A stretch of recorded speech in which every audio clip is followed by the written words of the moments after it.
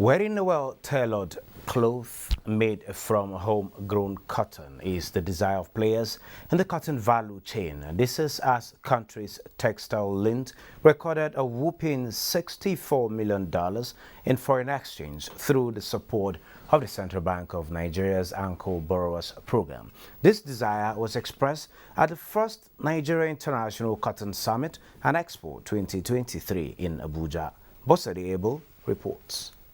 In the 1980s and 1990s, Nigeria had one of Africa's largest textile industry, with more than 180 textile mills, employing close to 450,000 workers and contributing in excess of 25% of the workforce in the manufacturing sector. This is not the case today. But efforts like the contribution of the Central Bank of Nigeria's Anchor Borrowers Program, in addition to synergy, is seen as the magic wand towards winning ways. The Nigerian economy has enormous potential to become the hub of African trade, with the largest market in West Africa of over 200 million people. The theme of this event, which is revamping the cotton value chain, is apt as it would stimulate more interest and attention in cotton as a product. These cotton products will have to be reintroduced and made fashionable for people to start buying them again. The unveiling and display of these uniforms is evident to the fact that stakeholders are walking the talk and believe that robust implementation of Executive Order 003 will go a long way in expanding production. We must continue to bring the CTG sector to the forefront of the thoughts of our leaders and ourselves, even as industry players. So yes, there's been some improvements. Conversations on the way forward with stakeholders across the continent continues. In Abuja, Bosadi Abel. As Nigeria's federal government commits to promoting development of the cotton subsector of the economy, Business Express focuses on cotton value chain today. And our guest is Anibe Achimugu, the National President, National Cotton Association of Nigeria.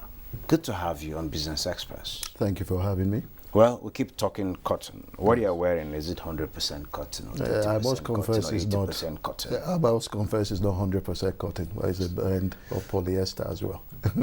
Wow. Yeah. Well, cotton. Yes. Like we had in that report back in the 60s and 80s, up to possibly 90s, Nigeria used to be a huge exporter of cotton. Where are we today? Well, to be honest with you, we're not where we were. But we're somewhere? And where we ought to be. Okay. But we are somewhere. And the journey has started. And from, the first international cotton conference that we held on Tuesday and Wednesday, we spoke to the fact that government identified the importance of the CTG sector. And for that reason, there have been some interventions in that sector. And there have been some, progress and successes recorded. For instance, production before the Anchor Borrowers Program of the Central Bank of Nigeria was about 80,000 metric tons of seed cotton. But with the intervention, we got to at least 133,000 metric tons of seed cotton production from 67,000 farmers. We are talking close to 200,000 farmers as we speak. Production needs to go up, obviously. Installed capacity of the ginneries is 650,000 metric tons. So you can see that there's still a major significant gap. But what we're also driving at is that in the first instance, let us even stop the importation of textile products into Nigeria. Currently, it is ranging around $4 billion that comes in of textile products every year. If we look at our current GDP, I think it's about $40 billion. So 4 billion is like 1%. It may not sound like much, but if we translate that, to Naira, we're talking almost 2 trillion Naira, 1%. So if we can at least even substitute and contribute 1% in the first instance, By the time we continue a focused intervention in the CTG sector and we bring back our 180, now 180 is just maybe we're talking about but if you put the whole CTG sector together, we're talking about more than 300, 400 mills and factories. By the time we do that, we actually are targeting to be able to at least generate 10 to 15% of our GDP through the CTG sector. Okay, let's go practical.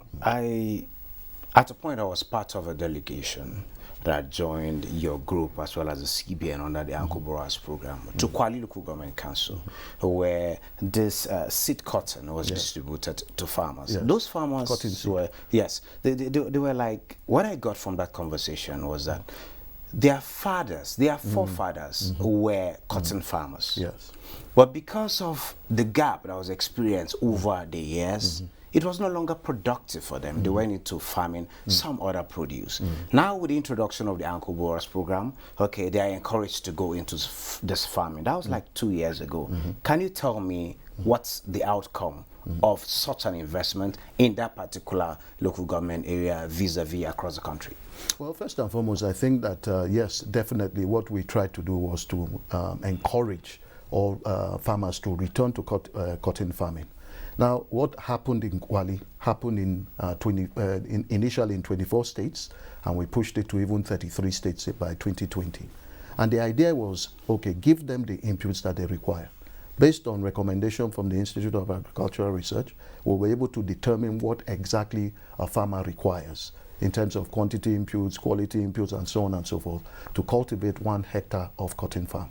And I think in Kwali, if I'm not mistaken, that was more than 400 farmers that were affected or benefited rather from that exercise. Yes, we have had challenges, no doubt. Point is that those farmers are there.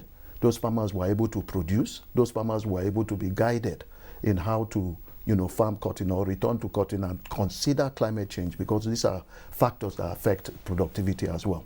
But seedlings were given to them. That's why, sorry, I corrected that. It's cotton seed. Good quality cotton seed was given to them, so that at least that ensures good yields for them. So yes, and in Kwali particularly, if you go there to the grassroots and ask, they had some challenges with drought and so on and so forth. But these are things that you expect, and we should be able to learn to mitigate against. So I would say that across board, that farmers have enjoyed significantly from the Uncle Boras program, and for the push of National Cotton Association of Nigeria to ensure that cotton farming comes back. We also have collaboration with other bodies in the CTG sector, which we are making sure that we continue to do. COPMAN is another association that produce cotton under the Uncle Boras program. You have NTMA, you have the Ginas Association. So for cotton intervention in the ABP, it was actually the first, I boast to say, that was a value chain intervention. So as the CBN supported the farmers, they also supported the processors, the Ginas, the textile mills, and so on.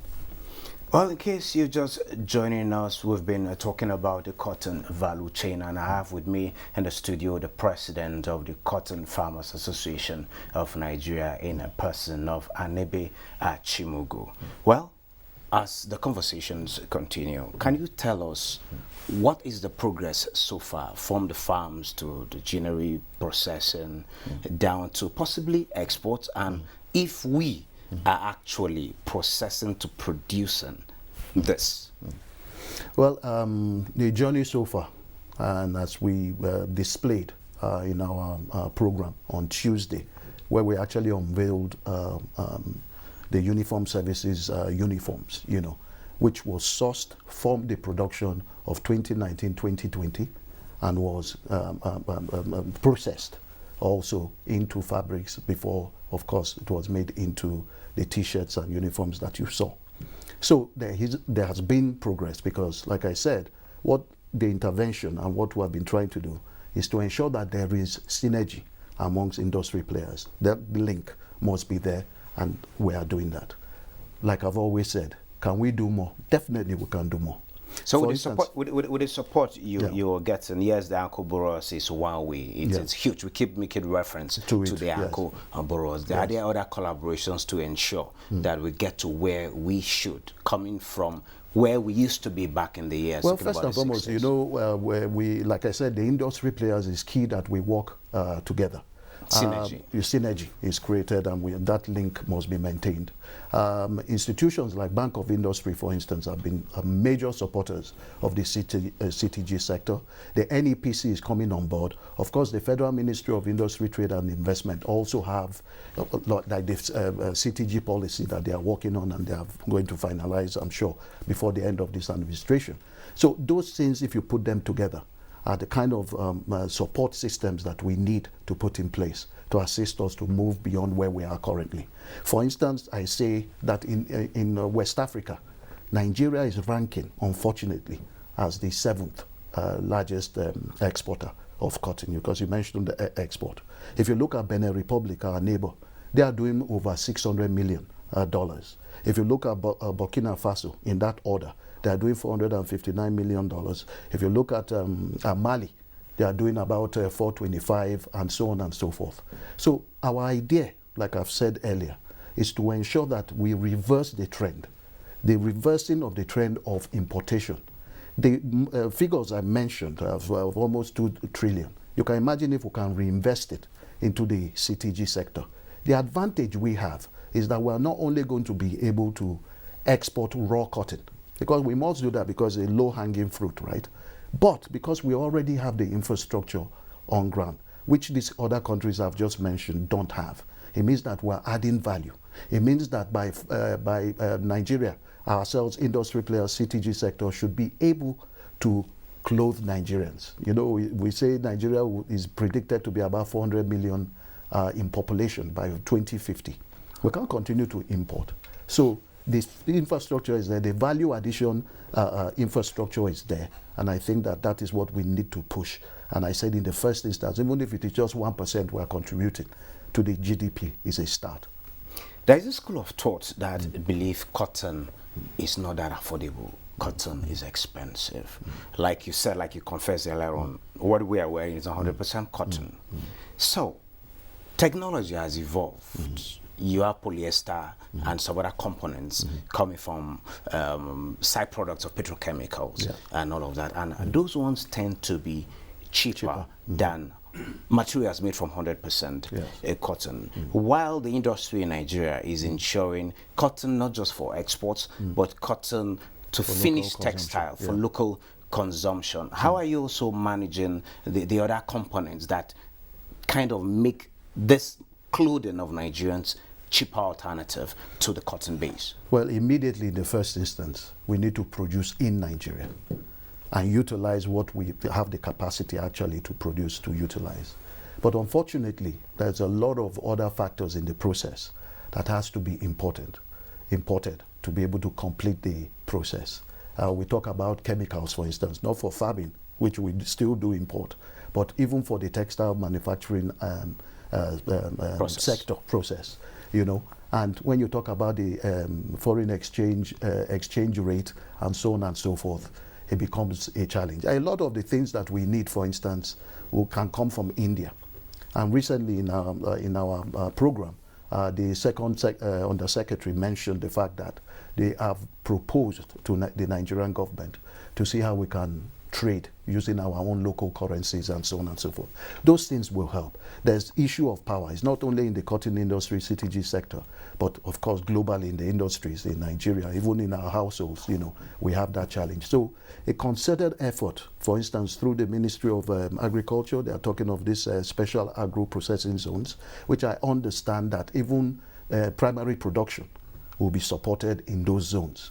These are ways to reduce, of course, the cost, the factors of production, the cost, of production. And it's not an overnight exercise. For instance, we're talking about the use of diesel today. You know the cost of diesel. If you, even in the ginning sector alone, is more than 50% of the cost of production. But we are saying that, for instance, if the gas pipeline is completed, and we can tap into the gas, perhaps that will also reduce energy will be much more so this translates obviously to the end product that the typical Nigerian will buy. Now we are talking about, okay, not wearing 100% cotton. Cotton. That's because we have not been able to complete the exercise of bringing back our textile mills. If we do that, then we'll be wearing 100% cotton. That is preferable for our weather, our conditions in Nigeria. Thank you so very much. I get to understand that this is not a sprint, but a marathon, and we are getting somewhere. Yeah. Thank you so very much, Mr. Anibe Achimugu, for sharing your thoughts with us at this particular point in time. We'll keep talking about this some other time. Thank you very much. Thank you for having me. Well, that wraps Business Express. For now, remember to send in your comments, observations, or suggestions. Also be informed that all previous episodes are available on YouTube on NTA's channel. Join us again next week. I am Benny Adams saying, have a wonderful weekend.